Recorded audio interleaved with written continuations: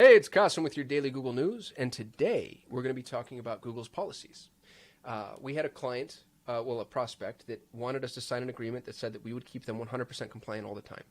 And the problem with that is it's impossible. And anybody who is ever engaged with Google for an extended period of time realizes that Google is gray and inconsistent at best. So you will notice that you can get nailed for something that competitors don't get nailed for, or vice versa. You can be running for months or even years in some instances, and all of a sudden Google wakes up and says, you can't do that. So it's frustrating to navigate around, but it's something worth knowing because, honestly, it'll set your mind at ease a little bit. If you feel that Google's being inconsistent, you're absolutely right, they are.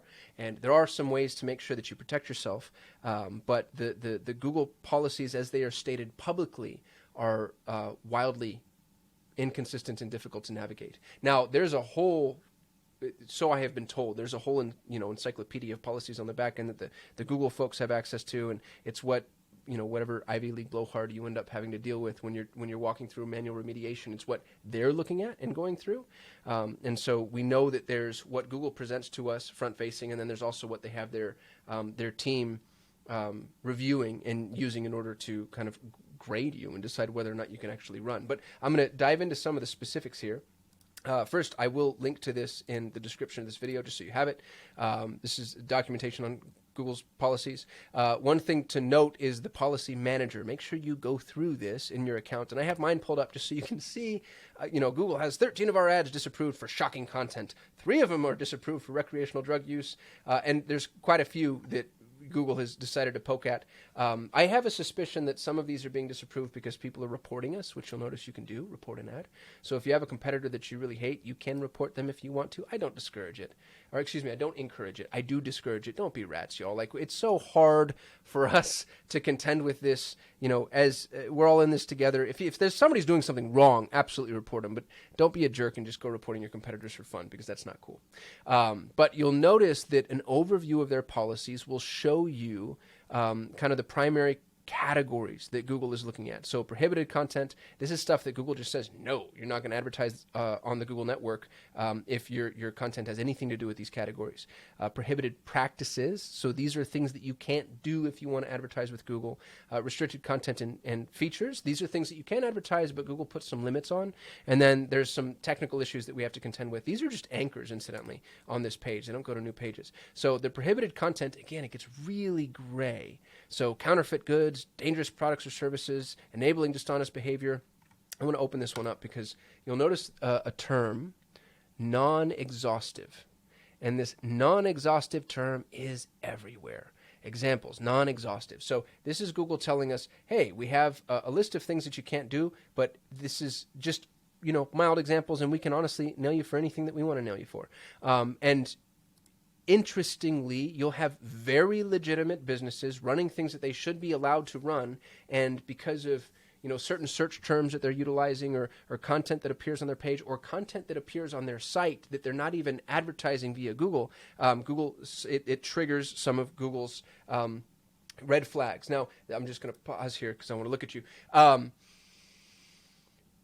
Know that your entire site is being crawled by Google, and Google's policies are going to extend to your entire digital ecosystem in a lot of ways. So even if it's, the prohibited content isn't on the landing page you're sending traffic to, or isn't even on a publicly available page, we've seen ads disapproved because of something that was written in a testimonial on a client's website. And it happens more often than you would think. Like, one word in one little blurb on a page that you're not even driving traffic to can trigger Google saying, nope, you can't do this. So you have to be very diligent in terms of the content that's being made publicly available. And again, everything is non-exhaustive. So if you have been nailed, it requires you to go through and do an exhaustive crawl of your website to make sure that you haven't listed something that, one really good example is we had a client that helped people with certain types of addiction. And in the testimonial, which is why I brought that example up, they referenced some of the things that they were being helped with. Well, that instantly triggered Google's policy issues. And as soon as we took the testimonial down, we were able to get everything approved.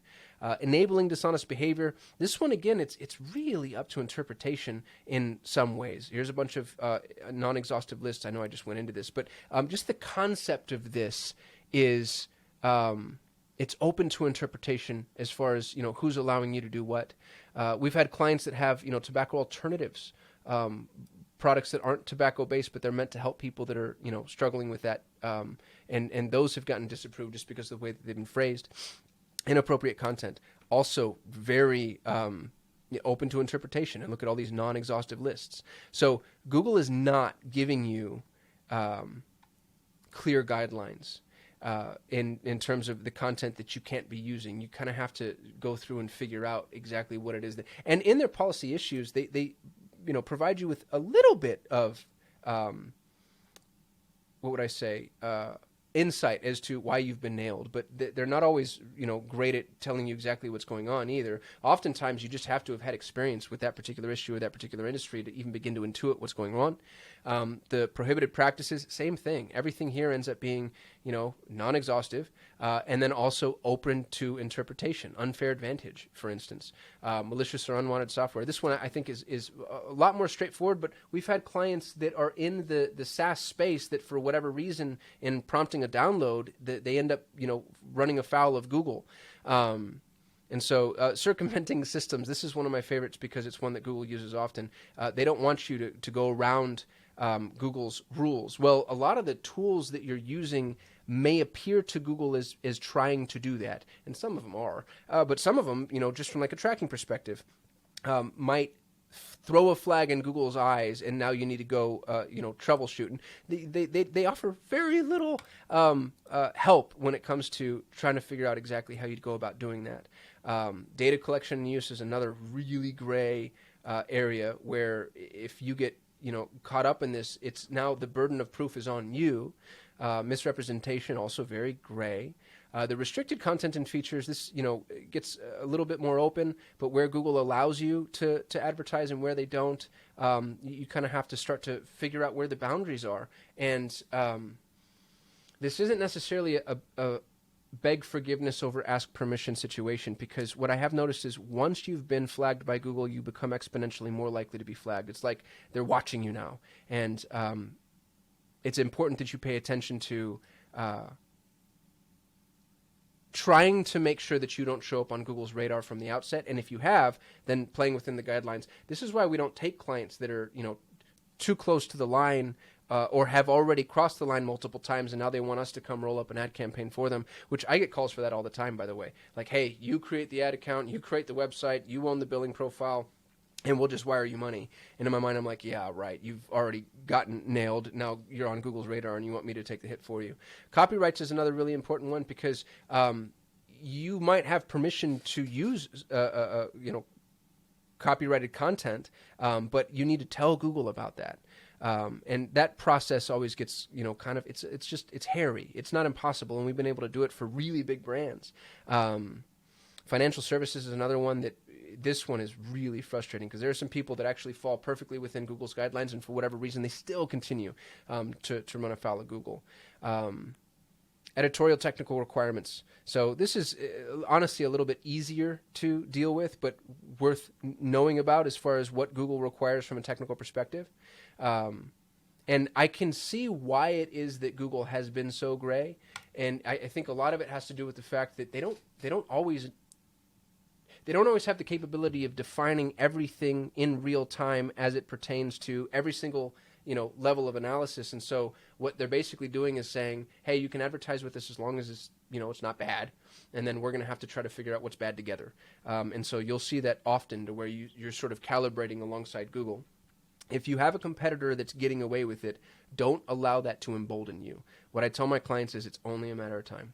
It's only a matter of time. And if they're doing something nefarious, please go report them. I wasn't trying to tell you not to report people if they're actually doing bad stuff, but don't use that as a tool against people because it really does work, sadly. You can go, report a competitor for stuff that they're not necessarily doing, and if that happens often enough, then you've basically raised the flag on an organization that doesn't deserve it. And I don't know that I'm necessarily offering much hope for remediation as I am trying to tell you that if you are running into issues with Google policies, you're not alone. The Google policy department is not, according to what we've been told anyway by our Google reps, they're not accessible except by one party removed. And so the rep that you're going through is actually also contending with the policy department.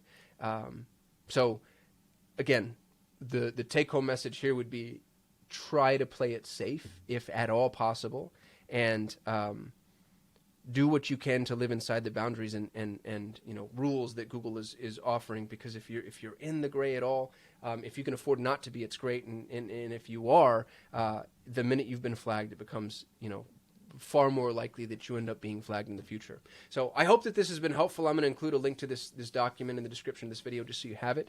Make sure you can go through your policy violations and figure out what it is that you've done wrong and what some of the things that you might be able to do to fix them. It generally stems, if you can find somebody that's already hurdled the issues in that industry, they become a lot easier to do in the future. And so if you are running into industry-specific issues, I would look for a subject matter in that industry that is already running ads successfully. And generally speaking, they're able to tell you, like, gosh, this one key phrase is what triggered the whole kit and caboodle. And as soon as we got away from it and took it off of our website, we were able to run with impunity.